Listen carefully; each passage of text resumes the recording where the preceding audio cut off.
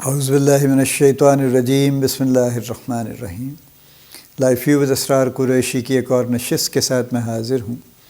اللہ پاک مجھے اچھی بات عطا فرمائے اور اس بات کو آپ تک اچھے طریقے سے پہنچانے کی توفیق عطا فرمائے، آمین۔ آج مشن سے ہم جس چیز کو ریلیٹ کرنا چاہتے ہیں وہ ایگو ہے۔ ایگو خیر ایک تو ہم نارملی نیگیٹو سینس میں بات کرتے ہیں کہ فلانا بڑا ایگوئسٹک ہے جی، بڑی ایگو ہے جی اس کی، یعنی بہت بڑی انا ہے اس کی، اور انا کو ہم ہمیشہ خود سری اور ضد اور ہٹ دھرمی اور ان چیزوں کے ساتھ جوڑتے ہیں بیسکلی، کہ بڑا ایگوئسٹک ہے، نہ کسی کی سنتا ہے، نہ کسی کو کچھ سمجھتا ہے، نہ کسی کی مانتا ہے، بس کہتا ہے میں ہی میں ہوں، ٹھیک ہے۔ حالانکہ ایگو یہ نہیں ہے۔ ایگو از مور لائک جو کہ خودی ہے اقبال کی، یہ it is more like that actually. Ego وہ چیز ہے جو ہمیں ہماری آئیڈینٹی اور ہمارا بتاتی ہے کہ ہم کون ہیں، کیا ہیں، اور ہمیں اس کے مطابق بیہیو کرنے کی عادت ڈالتی ہے، اور ہمیں انسسٹ کرتی ہے کہ you are this so you should be doing this, right. یہ ایگو بنیادی طور پہ یہ ہے، اور یہی وہ ڈیفینیشن ہے اوریجنلی جو کہ فرائڈ نے کی تھی، سگمنڈ فرائڈ نے، اس نے ایگو، ایڈ اور سپر ایگو کی بات کی تھی نا۔ تو ego is all those good things جو کہ ہماری یعنی ہماری پرسنالٹی ہمیں اندر سے بتاتی ہے۔ اس کی بڑی ایک جو سب سے کلیئر اگزامپل میں آپ کو دے سکتا ہوں وہ یہ ہے کہ فرض کیجئے ایک شخص ہے، وہ کوئی کاروبار کرتا ہے، اور فار سم ریزن کوئی ایسا خدا نخواستہ واقعہ ہو گیا کہ ان کا کاروبار تباہ ہو گیا، گھر بک گیا جو بنایا تھا، گاڑی بک گئی، and there are lot of people around us, یہ واقعات ان کے ساتھ ہو جاتے ہیں۔ یا فرض کیجئے آپ نے بڑی محنت کی، 10 15 20 سال لگائے، اور اس کے بعد آپ نے ایک پوزیشن اٹین کر لی، ایک بڑی سینئر پوزیشن پہ آپ چلے گئے جہاں بہت پرکس تھے، بہت کچھ تھا آپ کے پاس۔ One fine morning you lost all that for whatever reason, ہو گیا۔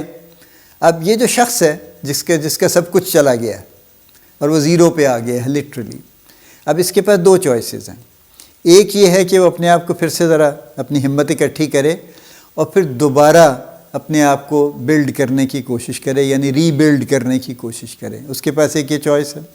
دوسری چوائس یہ ہے کہ وہ اب ہاتھ پھیلا کے کھڑا ہو جائے کہیں بھی کہ بھائی میں تو مارا گیا، یا دوستوں کے پاس جانا شروع کر دے جو اچھے حال میں ہیں کہ یار میرے ساتھ تو بڑا ظلم ہو گیا، میں تو اس حال میں چلا گیا، کھانے کو نہیں ہے، فلاں نہیں ہے، میری مدد کرو، مجھے کچھ for good time sake, for old time sake میرے ساتھ بھلائی کیا کرو، مجھے تو بلکہ ہر مہینے کچھ نہ کچھ دیا کرو جب تک میں بہتر نہیں ہو جاتا، you need to support me, کچھ کر دو، فلاں کر دو، یوں کر دو۔ اور وہ ان کا کوئی ارادہ نہیں ہوتا اپنے آپ کو دوبارہ محنت کر کے بلڈ کرنے کا، کیونکہ اب انہوں نے ہاتھ پھیلا دیا ہے نا۔ یہ ایگو ہے جو یہ ڈٹرمن کرتی ہے کہ کوئی شخص ہاتھ پھیلائے گا یا نہیں پھیلائے گا اور محنت کرے گا، یا ہاتھ پھیلائے گا اور محنت نہیں کرے گا، یا محنت کرے گا ہاتھ نہیں پھیلائے گا۔ یہ ایگو ڈٹرمن کرتی ہے۔ ایگو ہے جو ہمیں روکتی ہے بہت سے کاموں سے، اور جو ہمیں بتاتی ہے کہ نہیں یہ کام ہمیں زیب نہیں دیتا، یہ ہمارے یعنی ہمیں جس لحاظ سے بھی socially, culturally, morally, ethically, what ever, لیکن میں ضمیر اس سے اگلی چیز ہے کہ ہمیں یہ زیب نہیں دیتا، خاص طور پہ جو کلچرلی یا ہمارا سوشلی جو چیزیں ہیں اس پہ ہمیں وہ ڈکٹیٹ کرتا ہے کہ we should carry ourselves like this, we should dress like this, چونکہ آپ کی یہ پوزیشن ہے، آپ کو اس طرح ڈریس کرنا چاہیے، آپ کو اگر آپ خاتون ہیں تو آپ کو اس طرح کرنا چاہیے، مرد ہیں تو اس طرح کرنا چاہیے، اور فیشن آپ ضرور کیجئے، لیکن فیشن کے ساتھ ایک گریس کی ضرورت ہے نا، تو گریس اپنی قائم رکھیے۔ یہ ہماری ایگو ہمیں بتاتی ہے۔ اسی طرح سے کھانا پینا ہے، اٹھنا بیٹھنا ہے، لوگوں سے ملنا ہے، معاملات ہیں، ڈیلنگ ہیں، لوگوں سے وعدے کرنے ہیں اور ان کے پورا کرنا ہے، ایگو ان سب میں پلے کرتی ہے۔ ایگو کا ایمبیشن سے ڈائریکٹلی ریلیشن شپ ہے، کیونکہ ہماری ایمبیشن اگر ہیلدی ہے، اسٹرانگ ہے، انرجیٹک ہے، تو ہماری ایگو بھی اچھی ہوگی۔ اور اگر ہماری ایمبیشن لو ہے اور ہم بس اسی چکر میں ہیں کہ بس ٹھیک ہے نا، کہیں نہ کہیں سے جیسے بھی کچھ کر سکتے ہیں، کرنا ہے بس اتنا کہ زندگی چلتی رہے، تو پھر ہماری ایگو بھی اسی طرح سے ڈاؤن ہو جائے گی۔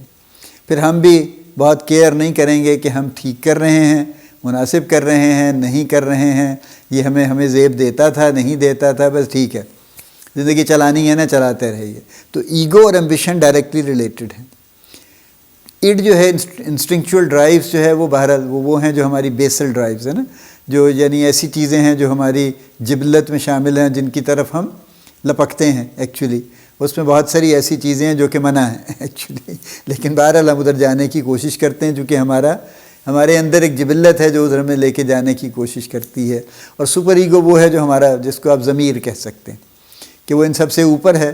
اور وہ بہرحال ایک ایکٹیویٹی اس کی یہ ہے کہ وہ ہمیں بہت زیادہ مورلی، ایتھیکلی اور اس لحاظ سے جو بھی ہمارا بیسس ہے مورالٹی کا، اس کے مطابق ڈکٹیٹ کرتا ہے کہ یہ کام ہے اور یہ کرنا ہے اور یہ نہیں کرنا، یہ منع ہے، اس کی اجازت ہے، یہ وغیرہ وغیرہ. یہ مورالٹی ہماری، یہ ہمیں وہ سپر ایگو ڈکٹیٹ کرتی ہے. بٹ بیک ٹو ایگو، میرا سبجیکٹ اس وقت ایگو سپر ایگو نہیں، ایڈ اور سپر ایگو نہیں ہے، ایگو ہے.